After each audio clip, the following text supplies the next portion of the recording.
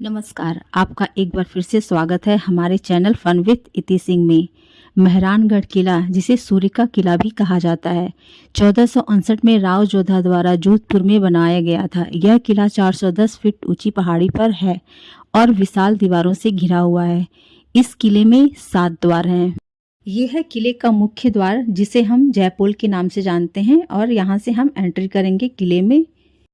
अंदर प्रवेश करते ही हमें भूंका के ठाकुर कीरत सिंह की छतरी दिखाई देगी, जो उनकी स्मृति में बनाई गई है। इस किले में कई भव्य महल हैं, जिसमें मोती महल, फूल महल, शीश महल, दौलत खाना, तख्त विलास शामिल है। किले में संग्रहालय भी है, जिसे हम आगे देखने वाले हैं। यहाँ पर एक व्यक्ति का 200 रुपये प्रवेश शुल्क लगता है, बाकी आप चार्ट में देख सकते हैं।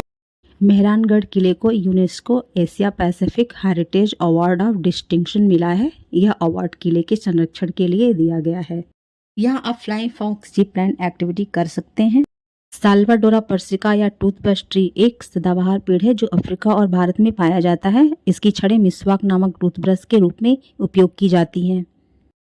यहाँ पे आपको किले का एक मॉडल दिखेगा और आगे चल के एक छोटी सी शॉप दिखेगी, जहाँ से आप हल्का फुल्का स्नैक्स ले सकते हैं, क्योंकि किले को घूमने में आपको 1-2 घंटे तो लगेंगे ही। यहाँ से आगे जाने पे हमें किले का दूसरा द्वार दिखेगा, जिसे डोड कांगरे पोल के नाम से जाना जाता है और इसे लखना पोल भी कहते हैं। इसके सफील और बुर्जों एवं दरवाजों पे जो आप बड़े बड़े होल देख रहे हैं, वो तोप और गोलों के निशान हैं, जो आज भी युद्ध की याद दिलाते हैं।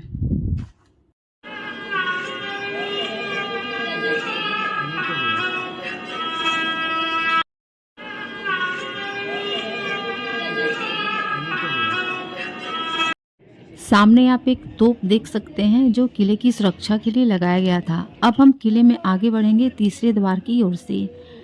इस किले के बारे में ये भी कहा जाता है कि यह एक शापित किला है।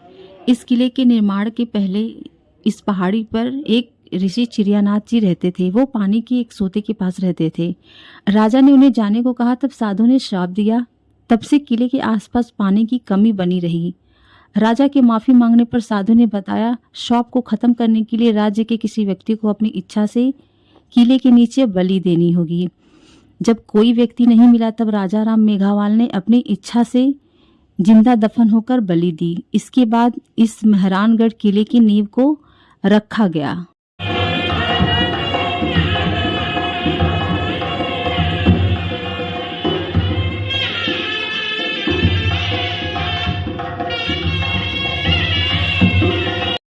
अब हम किले के चौथे द्वार में प्रवेश करेंगे, जिसका नाम है लोहा पोल।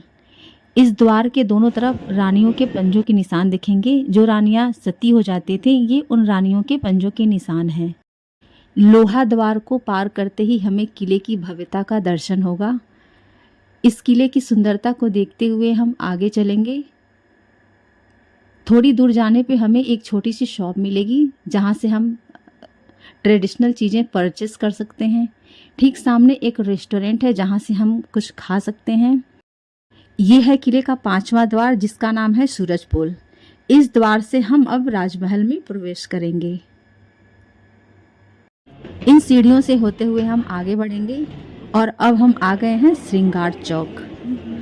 इस एरिया को श्रृंगार चौक कहते हैं, जो कि बहुत ही खूबसूरत है। यहाँ हम देखेंगे हौदा खाना। हौदा यानी कि हाथी के पीठ पे रख के जिस पे बैठ के सवारी की जाती है, उसे हौदा बोलते हैं। जैसा कि आप पिक्चर में देख सकते हैं, यहाँ पे आपको सोने, चांदी, लकड़ी, तरह तरह के आपको हौदे दिखाई देंगे, जिसकी बारीक कारीगरी देखते ही बनती है।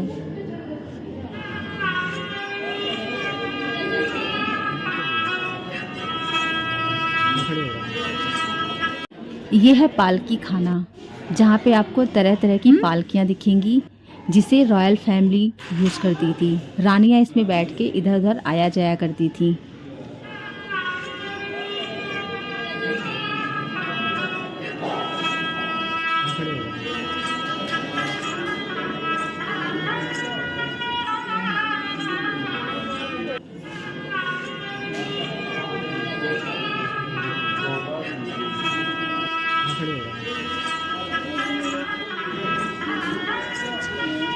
यहाँ आप राजा और रानी की वेशभूषा में फ़ोटो क्लिक करवा सकते हैं। अब हम यहाँ से आगे बढ़ेंगे और पहुँचेंगे दौलत खाना चौक। दौलत खाना चौक से इस किले का अद्भुत नज़ारा देखने को मिलता है। अब हम आगे बढ़ेंगे दौलत खाने की तरफ, जिसमें आगे चलने पर हमें एक तोरण दिखाई देगा। ये तोरण लड़की की शादी के टाइम उसके दरवाजे पे लगाया जाता था। ये पालकी लकड़ी की बनी हुई है, जिसमें सोने का वर्क करा गया है। यहाँ पर आपको राजा महाराजा द्वारा प्रयोग की जाने वाली बहुत सारी चीज़ें देखने को मिलेंगी। इसमें तलवार, ढाल, कटार, उनकी पोशाक, क्वाइंस और बहुत सारी चीज़ें देखने को मिलेंगी।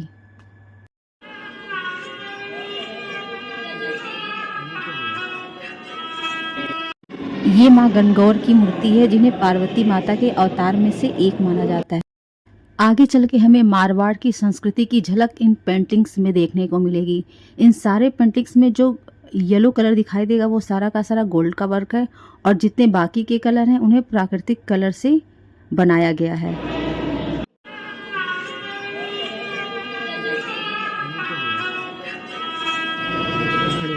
यहाँ से सीढ़ियों से चढ़ते हुए जब हम ऊपर जाएंगे तो हम एक हॉल में पहुँचेंगे, जहाँ पे हमें एक टेंट मिलेगा। इस टेंट को तब राजा लोग यूज करते थे जब वो शिकार पे जाते थे। उनके लिए इस टेंट को लगाया जाता था और नीचे कालीन बिछा दिया जाता था, जो उनके विश्राम के लिए होता था। ये इस किले का शीश महल है। इस शीश महल को दर्पण महल के रूप में भी जाना जाता है। इसका निर्माण महाराजा अजीत सिंह के शासनकाल में हुआ था। महल की दीवारों, चित्रों, छतों और दरवाजों पर उत्तल आकार के शीशे का काम देखा जा सकता है। यह महल उस समय के राजाओं और राठौड़ राजवंश के शानदार और शाही जीवन की झलक पेश करता है।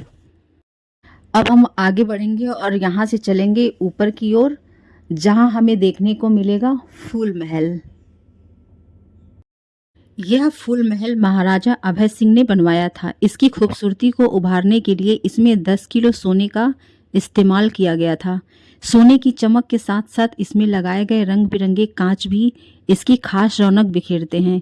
इस रंग बिरंगे कांच को बेल्जियम से मंगवाया गया था।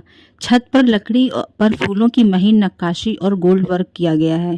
फूल महल की दीवारों पर संगीत और चित्रकारी की अनूठी झलक है। दीवारों पर पेंटिंग्स, राजकुमारों के चित्र, देवी देवताओं के चित्र आप देख सकते हैं। यहाँ से आप जोधपुर शहर की एक छोटी सी झलक देख सकते हैं। ये शस्त्र खाना है। युद्ध में प्रयोग होने वाले अस्त्र शस्त्रों का ये एक संग्रहालय है, जिसमें बंदूक, खंजर, कटार, ढाल, तलवार, हेलमेट, कवच जैसे बहुत सारी चीज़ें आपको देखने को मिलेंगी, जो पहले के टाइम में राजा महाराजा प्रयोग करते थे। यह है तख्त विलास। यह महाराज तख्त सिंह का निजी अपार्टमेंट था और छत से लेकर फर्श तक विभिन्न विषयों पर पेंटिंग से सजा हुआ है। यहाँ तक कि फर्श पर बिछे कालीन को भी रंगा गया है।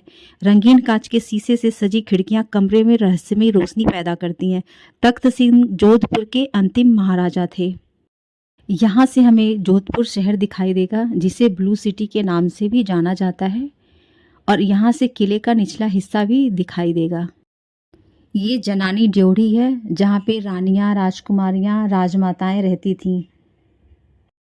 यहाँ पर हिसाब किताब का काम होता था, और दूसरी तरफ आप देखेंगे श्री यंत्र और देवी का चित्र बना हुआ है। यह है बिचला महल। यहाँ पर राजकुमारों के पालने रखे हुए हैं, जिसे दासियां चलाया करती थीं। इस महल के एक तरफ श्रृंगार चौक और दूसरी तरफ संगीत नृत्य का कार्यक्रम होता था।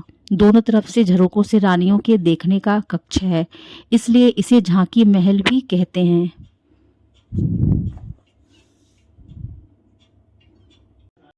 यहाँ से आगे जाने पे हमें एक बड़ा सा चौक दिखाई देगा, जिसे होली चौक भी कहते हैं। यहाँ पे रानियां राजाओं के साथ होली खेला करती थी।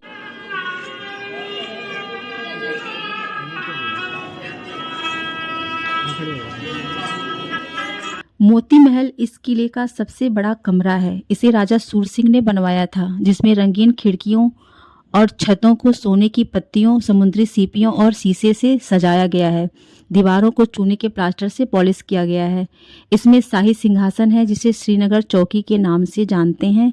इस कमरे में 5 कोठरियां और छिपी हुई बालकनियां हैं, जिसमें रानियां बैठकर अदालत की कार्यवाही देखती थीं, पर उनको कोई नहीं देख सकता था। राजपूत रानियों में पर्दे की प्रथा प्रचलित थी। जनाना में पुरुष प्रवेश नहीं कर सकता था। राजा और उनके निकटतम संबंधी ही जा सकते थे। राज परिवार की औरतों को अपने निजी खर्चों के लिए गांव दिए गए थे। कई रानियां विदुषी, कवित्री और लेखिका भी थीं।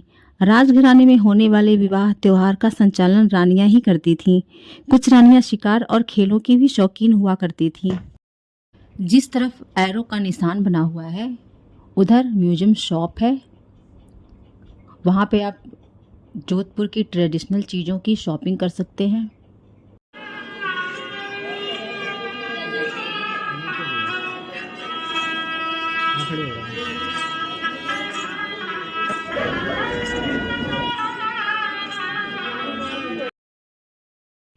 यहाँ से नीचे उतरकर हम ऊपर की तरफ जाएंगे, जहाँ पे हमें बड़े बड़े कढ़ाहे दिखेंगे जिसमें एक साथ बहुत ज़्यादा भोजन बनाया जाता था।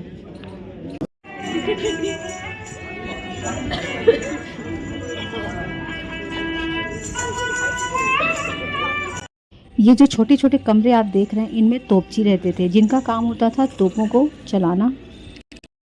इस किले में कई ऐतिहासिक तोपें हैं, जिसमें किलकिला, शंभू बाड़, जमजमा, कड़क बिजली, वगस वाहन, विच्छू बाड़, गजनी खान, नुसरत गुब्बार और धुरधानी प्रसिद्ध है। इन तोपों को किले की प्राचीर पर प्रदर्शित किया गया है। सामने ही आपको मां चामुंडा का मंदिर दिखाई देगा, जिसकी स्थापना राव जोधा ने करवाई थी। वीडियो को लाइक करें और सब्सक्राइब करें। फिर मिलते हैं अगले वीडियो में। नमस्कार।